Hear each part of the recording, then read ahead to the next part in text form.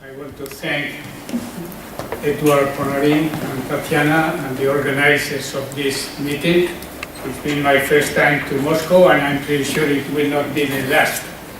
I had a very good time here, and I think this meeting was really very well organized. So, my topic is security. I've been working on that for the past 7 or 8 years, and I will give you some hints. You have, well, the presentation, the PowerPoint will remain here, so if somebody is interested, but further than that, you have my full paper. I sent it to the organizer. I imagine it can be distributed if you want. You can ask the organizers of the meeting for it. Well, the question of security, or the concept of security, as all abstract concepts, has to be measured somehow. And we have the difficulty that we have with other abstract concepts, both in the social sciences and in sciences in general. But you have just a few comments on the issue of security, because I will not extend on it. We are now talking more about human security than state security. The word security before related just to national security, and it was meant to be something that pertained to the state and not to individuals. Now, and you have that in the Human Development Report, security has extended, and everybody talks about food security, health security, environmental security, energy security. You can develop that as much as you want, but we are really concerned about that, and I will try to explain why. Also, national and international security, or what others talk, including myself, internal security and external security. The thing is that nowadays the two are very much mixed. So internal security and external security, for example, with terrorism, we have this issue about what happened in Paris a few days ago. And what is that internal security? It happened in France, and it affected just the music development. But it was an external security issue because it came from somehow from the outside of the country. So internal and external are very much mixed nowadays. Even security forces, are the police and the army, are sometimes having to cope with some of these problems. So, but for heuristic purposes, we can still separate it, but only because of our research. So forecasting, there are two main ways of thinking that have been developed in the past, which explain or try to explain why we are coming to a situation where security has become one of the main issues in our life. One of them was started in the 70s because of the first oil crisis, even though the first book, Limits to Growth, by Meadows and others, that was published in 73, really were announcing what would happen. And many other reports, like the Global Report 2000 to President Carter, or the OECD Interfutures and the UN Situation of the World reports and all that, from the 70s were more or less forecasting what was the future of our world. And I will not elaborate on it, but there were several steps that were supposed to be taken, and many of them, I must say, have been completed already. I hope that the last one will not. But the reasoning was that demographic growth was putting a lot of strain in our systems, and that combined with the pressure on the environmental resources would lead to have a less quality of life because of this growing population putting pressure on the resources in the earth. You know that there are scientific forecasts that say that the earth, as we are now, will not be able to cope with more than 10 million inhabitants in Earth. We are now 7.5. So for those of you who are very young, you have a very dark future. Quality of life was supposed to be reduced, and that would mean that those in power would continue to hold their privileges, and it would be the others that would suffer the scarcity of resources. Well, that would lead to increasing inequalities. And here I must say that all the reports, national and international reports, are telling us that social and economic inequalities are growing, both between countries and within countries. So increasing inequalities would lead to increasing conflicts between countries and within countries. And that is apparently where we are, increasing conflicts, social conflicts. And if there are increasing conflicts, and that would be the corollary from this type of reasoning, we would go to more authoritarian regimes, from the left or from the right, it doesn't really matter. The other one is Inglehardt's theory of social and cultural change. And again there, his theory was based on the fact that going from the scarcity values of the past to more social expression values was a result of increasing security, both economic security and personal security. And so, according to Inglehardt, that was a process that started after the Second World War, because we gained, we had economic security because of social welfare state, and we had increasing personal security because all security forces, and besides there were no major wars like the Second World War. So that would be a good explanation to see if the situation has changed. I mean, if we have more security, the value systems, value systems are always instrumental. They don't come from inside, it is not in our genes. Our value systems are social. I mean, they are responses, instrumental responses to adapt to our environment. Therefore, from Inglehardt's point of view, that was that the self-expression values were taken over the scarcity values of the past. And that had to do with economic, but not only with economy, also with personal security. But, in my view, and that was, I think it was Chris, Belser and myself, that in a meeting we had in, I think it was in Istanbul, when we saw the data from the 2000 wave in WBS, we both came with papers saying that probably there was a reversal of the trend, that post-materialism values were not growing, but they were declining in the most developed countries. But I will go from there. Anyhow, I also point out Galton's center-periphery theory, because when values change, it is the center, the social center, that drives the change, and then it more or less distributes to the rest of the society until they get to the social periphery, that is the lower strata in our societies. So the process, you probably, those of you who have been studying with Chris Belser and who have read Inglehardt, this is just a simplistic way of formulating. This is the modernization process from a traditional society. Sorry that this is in Spanish, but sometimes I mix the slides from one place, but it would be a stationary economy, and the values would be mainly religious and communal. So the modernization process was based mainly on authority and achievement motivation. Remember McClellan's book on the achieving society in the 60s? That brought our societies to economic development and the rational legal authority.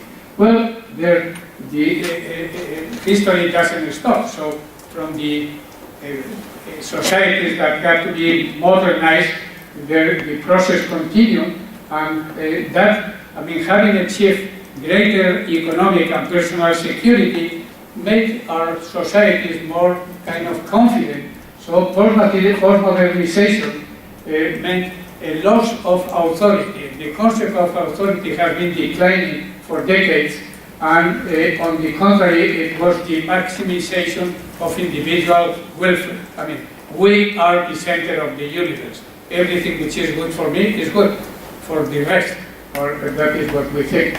And so we have these four materialistic values. But that in this place has been going, or has been leading us to more insecurity. You go around and all you find is people are insecure about many things. So there has been, and we pointed this out since 2000, some return to materialistic values in terms of security. Well, very briefly, you can see there that there has been a decline since 2000 of core materialistic values in many of the more developed countries. And very important, I don't show the graph, the figure here, but this has been more pronounced for the center of society, that is, people who are who have more knowledge and therefore more opinions, and who are in the process of communication. They are senders and not receivers. Many of you are already in the center, in the social center. Certainly you will be there because of your higher education. But there has been also, for years, there was a decline in the importance of authority, but as you see, there is also a growing respect for authority, and this is even more acute if you have the social center and not the total population. To give a very precise example, this is poor materialism in Spain. And you can see that it grew, it increased very much until the year 2000. This is 1988, and the last is 2011, I think. You have a decline of poor materialism in Spain, but Spain is not unique in this process of change. So the dilemma that we are facing in the present, I think, is precisely security versus freedom. And I think it was only yesterday that I heard Mrs. Merkel, your your leader in Germany, saying that if we have to choose between freedom and security, I choose security. She said that only yesterday. So I am a little in disagreement with that, because I think that we have to be able to decide. But this is my own opinion, and this is not what you are here for, to hear my opinion, but to hear what is happening in the world. My hypothesis is that in the 20th century, the confrontation was between two values. Freedom, that was more or less the motto for the Western countries, and equality, that was the most valued value in the other block of humanity, that was the Soviet Union and the countries in the area. So there was a big confrontation between those two concepts. But in the 20th century, after the fall of the Berlin Wall and after the Twin Towers thing, what we are now witnessing is a real confrontation between those two values.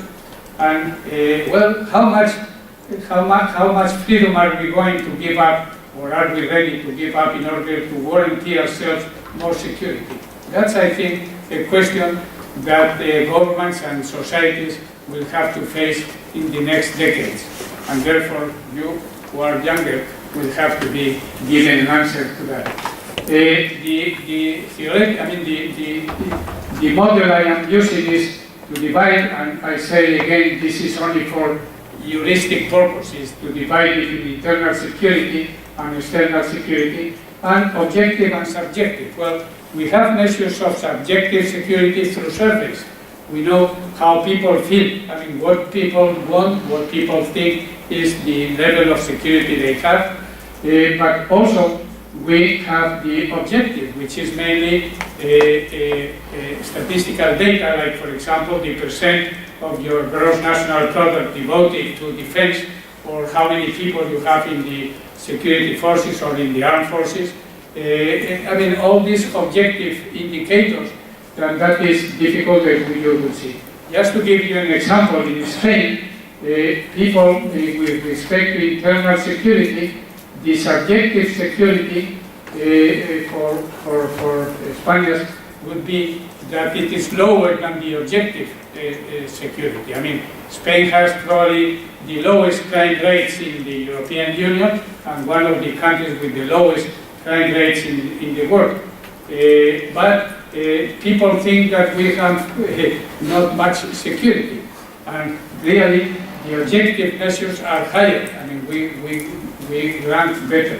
But with respect to external security, it is the opposite. I mean, in external security, Spaniards think we are not threatened by anybody. We don't think that France or Portugal or the UK, but not even Morocco or Algiers are going to attack Spain. I have lots of data on that. I mean, there is a perception that our external security is guaranteed. We are not afraid of any invasion. But the objective part is that our armed forces and the budget for defense is very low.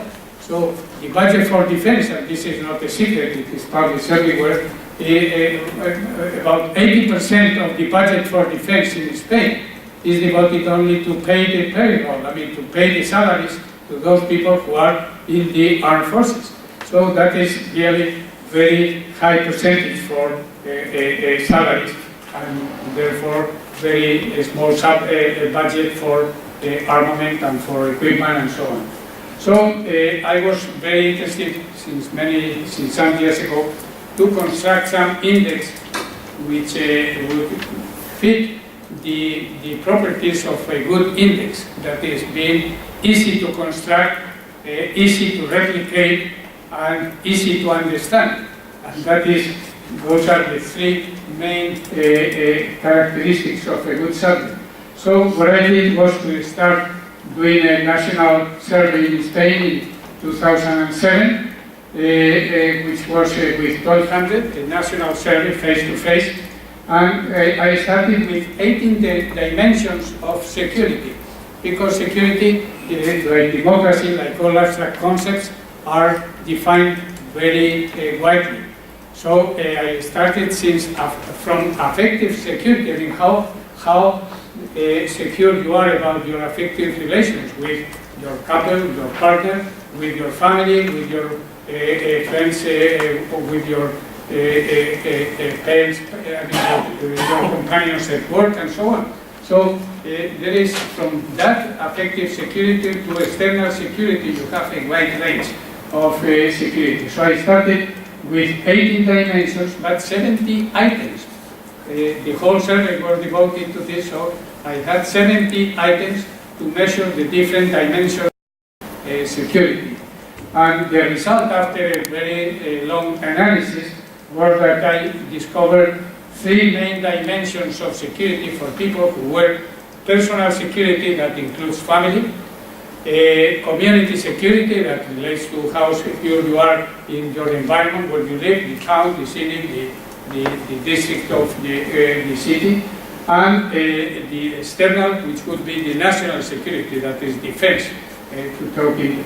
So my conclusion was that with 2 or 3 items per dimension, that is from 6 to 12, I mean to 9 items, that was enough to construct a good index. So I constructed 6 different indexes. I will not go into the detail, but the relationship with those 6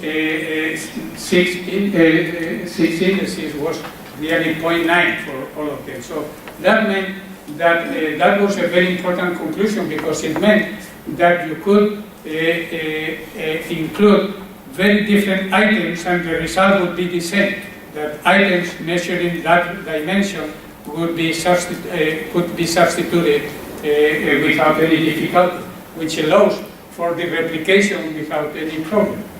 I replicated this study with a much higher sample and only for Madrid, because I wanted to have data for the 22 districts of Madrid, so the survey included 8,000, and we had this, but there was a full replication of everything. You have there the main items, and with the main component analysis, I was able to find these 3 factors, and they measure external, well, this would be, the first would be personal security. This other group of factors would be measuring community, and this over here would be, I think that was the more national. But anyhow, after having validated the index for Spain, I said, well, since I want to be able to generalize, I said, how would that fit into an international comparison? So I was able, thanks to my colleagues in WBS, to include the same battery or very similar battery of questions in the last wave of the world values. So I have been able to test it with 59 countries that were the countries that conducted the last survey, 2010-2014.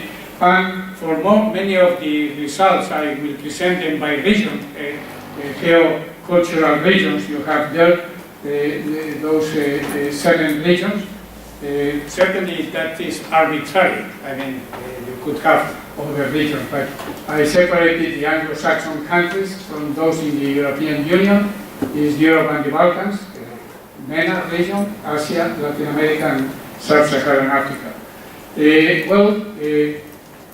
The main results is that when I ran the main component analysis, I had the same.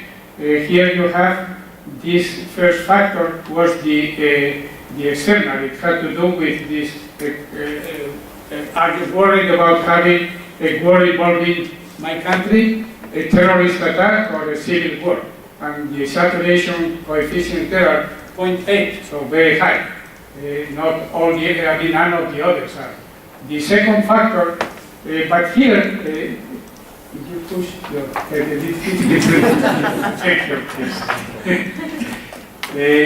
in this first factor, there are 2 other items which have nothing to do with external security. And the reason for that, I mean, losing my job or not finding a job, I mean, people can be worried about that, but what relationship does that have with being worried about a civil war in your country? And the second, not being able to give one's children a good education. As I explained in the paper, I think this comes from the so-called halo effect. These 2 items were included in the same battery with the 3 external security items. So everybody just gave an answer because of routine answering. You know about what it means, the halo effect. So even though they are there, they have saturation indexes and coefficients that are lower, but nevertheless they really don't belong there. Here, on the other hand, the second factor is community security, and you have those 3 factors are higher than the other 2. And besides, as I will explain, some of them are not really present in some societies. And the third factor was the personal, and therefore the personal security is kind of underrepresented because of the items we had in the survey. I hope that in the next way we can improve a little bit that.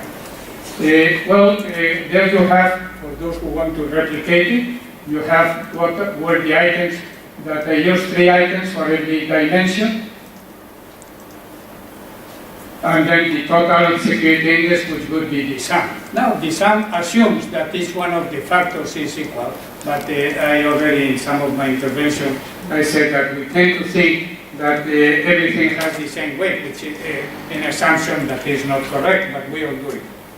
There you have the coefficient, the correlation coefficient between the different, I mean, the 4 indexes that I have been able to produce, and they all have, well, with 82,000 cases, all correlations are significant, statistically significant. You know, the bigger your N, the more chances you have to find that. But nevertheless, it is, I mean, they are very high. So there you have only the means and the standard deviation. I always tend to say that whenever you give an average measure, you must give some deviation, I mean, some the distribution of how the values were and that is the standard deviation. But the standard deviations are very similar in all cases. Anyhow, you see that both personal security, community, and national are higher in Anglo-Saxon countries and in European Union countries. And they are usually, you have in blue the highest values, and you have also for personal security, the MENA region countries. They feel very secure personally. For community, it is European Union and Asia that have the highest averages, and for national security, Anglo-Saxon and European Union. The lowest in general are, in some cases, in most cases, the sub-Saharan countries, and in some cases also, like for example, community security, Latin American countries, that would include at this time Venezuela and Mexico. There you have since I tried to explain why security was higher or lower in some countries, and you have there the highest beta coefficient, the standard DAX beta. You see that for personal security, it is mainly the importance of God in your life. I mean, people who feel that God has a lot of importance feel very personally secure. That would be a positive correlation. And negative with, excuse me, I was being wrong. It is positively related to police evaluation on the scale that we have. Yeah, I'm finishing. So people who trust the police certainly feel more personally secure. But it is very really important to underline the importance of God, because it is negatively related, and this is something to be explained. I mean, people who think God is very important in their life tend to feel less secure. And I must say, I don't have a good explanation for that, but I'm pretty sure that with help of other researchers, we will come, because this is mainly, I mean, the highest importance of God in your life is in Arab countries, in Muslim countries. So we have to find out why there is that correlation. Sometimes you have findings in your research, but it is from the top of your head, you have no explanation, and I don't have, you have one? Okay, I take note of it, please. Those are, and then social class subjective, that is, I mean, those who feel they are in higher social classes feel personally more secure. Therefore, community, you have many more factors, but the most important seems to be, again, confidence in the police. It gives you more community security. But besides, here this is for the total sample, that is 82,000 cases for 59 countries. I'm pretty sure that the explanation of this for each one of the countries would be much more important to do. But I couldn't, in half an hour, give not even a preview of the results for each one of the 59 countries. But you have there, and national defense, the total R, the adjusted R explained, is the highest. So that means that now national security or external security, whatever you want to call it, is really the most important part of security for people in the world. And the explanation again comes from the importance of God in your life, and for national pride, which is down there. Well, this is really if you want to, I mean, if somebody wants to see their countries, I think I have it there, but if we go into the details of every country, I can assure you, I don't have a very specific explanation for each country in each one of the 4 factors, at least up to now. I am continuing on the research. This is my email, and you can write. I usually respond within 48 hours. That is the principle for me. And this is my web page, You are absolutely invited to visit it. You have there all my books and articles in PDF. You can download it. You don't have to give your name or any password or anything. They are for free consumption. You have also many of the reports that I do with my private institute, which I have been doing for the past, I conducted a national survey monthly since 1986 to 2011. Now I'm more devoted to international projects, but I continue to do those kind of national samples. So this is all. Thank you.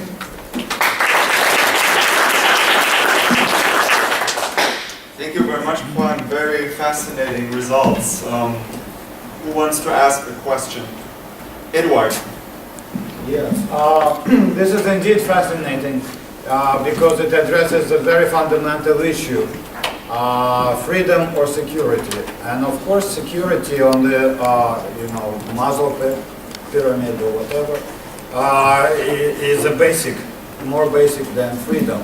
So if I put a plastic bag around the head of a very democratic-minded person who wants freedom, I bet that in about 40 seconds or less, he would forget about democracy, freedom.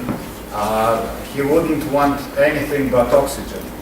So, but I think this is the distinction between subjective and objective is also very, very interesting because objectively many Western countries are not any worse off today than they were in the 70s or 80s. When there was a very real threat of nuclear war back in 1983, we were that close, or in the 60s, to the start of a nuclear war. And yet, for instance, after the 9/11 attacks, the media whipped up the fear, and of course, 6,000 people died, but it is less than the number of people who died in car accidents, right? And Americans very quickly were willing to trade off their freedoms for greater perceived security. So I wonder if there is a place in your analysis for media and how media whips up this fear and perception of threat, perceptions of existential security, that may explain a little bit this decline in post-materialist values in the recent time. Edward, you just hit the point. First of all, let me say that since I am very kind of critical and skeptical about some of the things that happen, when I have seen this kind of growth of importance of security, and that is what led me to start my research in 2007, so that is 18 years ago. I started with this preoccupation, and I'm quite surprised to see this growth, because it is true that we all want security, but we also want our freedoms, and it has taken centuries to conquer our freedoms, and we don't want to lose them. And that relates to the two theoretical schemes that I mentioned at the beginning, both this one about the corollary being that we will go to authoritarian regimes, which was in all of those reports in the late 70s. But it also goes with Ron Inglehardt's theory of change. I mean, the values are instrumental responses to a new situation, as it was. But just think that during the period from the Second World War to the beginning of the 21st century, we had welfare state. But what was the reason for that? We had two blocks, and apparently there was a balance of power there. And from the bloc in the West, where capitalism was kind of the main power, probably the threat of the other bloc made capitalism to distribute better. So that was the growth of the middle classes and the growth of the welfare state. This is a very simplistic explanation, but I am working on that.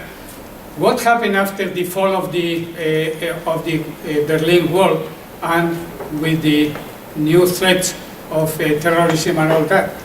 That since there was this confrontation with the other bloc, capitalism, and especially financial capitalism, said, well, why should we distribute better? We can keep it for ourselves. And that has been the decline of the welfare state that we are witnessing in all of our countries, and the decline of the middle classes. There was an outburst of middle classes from the end of the World War to so I'm exploring that hypothesis. But security industry is the one that is producing the greatest profits today, from satellites to just home security. In the place where I live in Madrid, which is in the outskirts of Madrid, it's individual houses with your garden and everything. Since '79, when I started to live there, till about the 90s, nobody had security at home. I mean, alarm systems. Nobody. Suddenly there were 3 robberies. And immediately, in a week, all of us had our security system established. I mean, an alarm system connected with different. And there was a real growth of security agencies that would protect you with all kind of devices. So we have to be very careful in knowing how much freedom we want to. Now, when I enter a parking lot in Spain or even in the street, I have to give either they photograph my license plate of the car, or I have to write it to get the ticket for being 2 hours or whatever in the street. So I'm giving a lot of information. Why? I mean, who needs that information? So we don't ask ourselves now, why do we have cameras in the streets? If this had been 20 years ago, we would have protested, saying we have a big brother, George Orwell's 1984, falling upon us. We are accepting all those things because of security. We know that going through security in airports is worth nothing. I mean, any terrorist has many ways of going through without being detected. But we have to go through all that inconvenience because that gives us security. Now, the second part of your question is very important, Edward. The relationship, I constructed an index of exposure to media with the information we have in the last way, and it correlates perfectly with security. That is, it correlates negatively. The more exposed to media, the less security, the less perceived security. Why that did happen? So I had part of my team, my researchers, they made content analysis of TV news programs. About 90% of the news, considering different channels, are very negative, they produce insecurity. That is why people who are more exposed are much more insecure than people who are not exposed to media. So I did that with TV. I plan to do it with other media, and I've done many surveys many studies on content analysis, so I'm used to that. And I think media have a very high effect on that.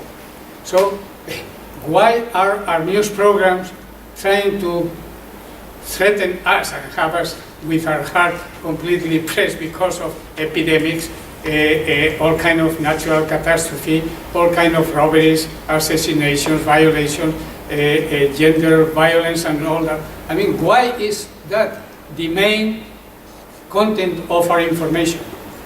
So we have to be very careful in this trade-off between, that is my view, it doesn't have to be yours, but I am very preoccupied because I think there is, I wouldn't say a conspiracy or anything, but there is a trend towards creating the idea that we are threatened from everywhere, and that therefore we must be very happy to give up all of our freedoms so as to guarantee security. I don't know whether I have answered your questions, but you were very, very right on the points that I think are important. How much, and when I heard Mrs. Merkel saying that, it is the common procedure, and especially after this Paris attack, we are all ready to give up more freedom because we need to guarantee security. But it is the egg and hen problem. Francesco. Thank you very much for your presentation.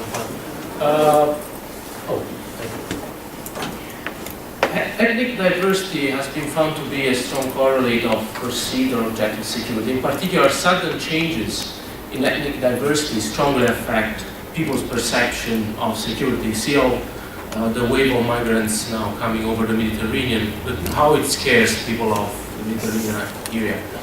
I'm wondering to which extent, well, first if you have had the possibility to correlate your results with, for example, trends of ethnic diversity, and to which extent your index reflects this kind of changes. Well, I'm glad you asked that question, because I was going to say what are the limitations of my analysis so far. From the data in Spain, I found out that the best predictors of security are not micro variables, they are macro. So that is the objective security. Size of town. For example, people living in big metropolitan areas feel more insecure than people living in small towns. But that is regular. I mean, it was to be expected, because people who live in small towns, they know their neighbors, they are almost like a big family. And so they know, they feel secure. But people living in metropolitan areas, we are just small dots there. Therefore, macro variables, I plan to, the continuation of my analysis will be to have a long list of macro variables that I can include in my regression models. The second aspect of that would include ethnic diversity or homogeneity.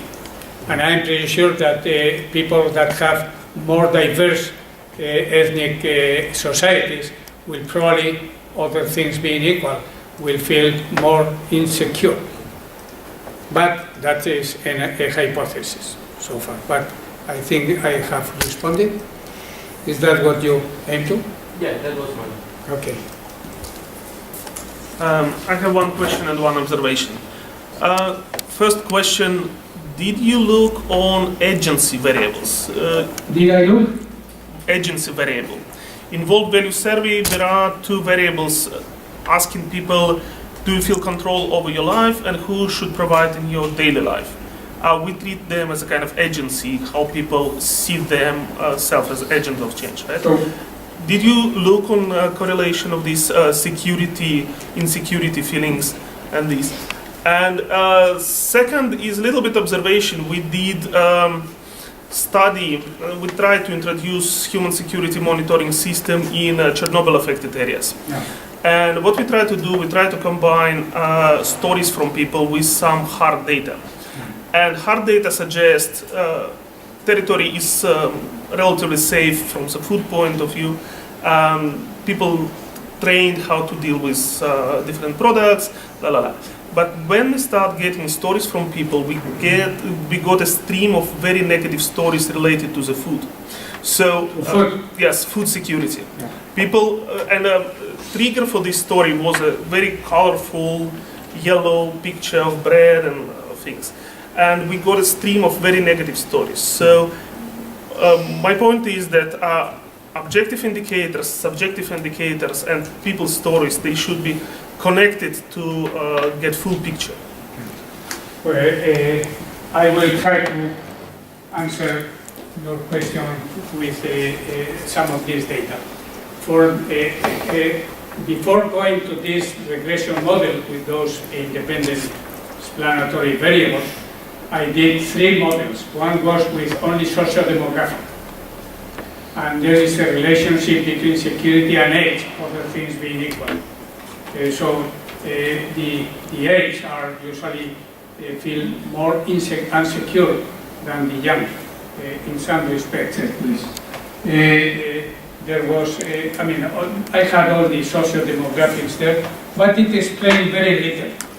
I mean, the total R, the multiple R explained, adjusted, was very, very small. Even here you have that the four R's, big R's, are very low compared to other regression models. If I had included macro variables, that would go up to 40.4, at least 0.4, 0.5. But following Galton, who is a very good friend, he's still alive. I don't know whether many of you who are young know who Johan Galton is, a Norwegian, who created the Center for, what was it in Oslo? Well, it will come to my mind.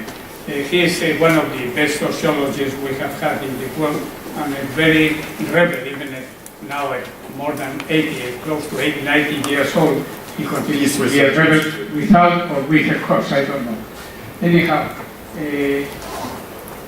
what I did was to combine all the socioeconomic variables into the social position index.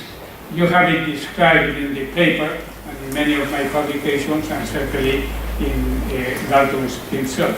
So it combines gender or sex, age, occupation, level of education, income, and so on, because we usually tend to use all those variables in our regression models, but you can combine them very easily, and that is what leads you to say those with high income, high education, living in metropolitan areas and so on, they are the social center, and those who are living in small towns with no education, no income and so on, they are the social periphery.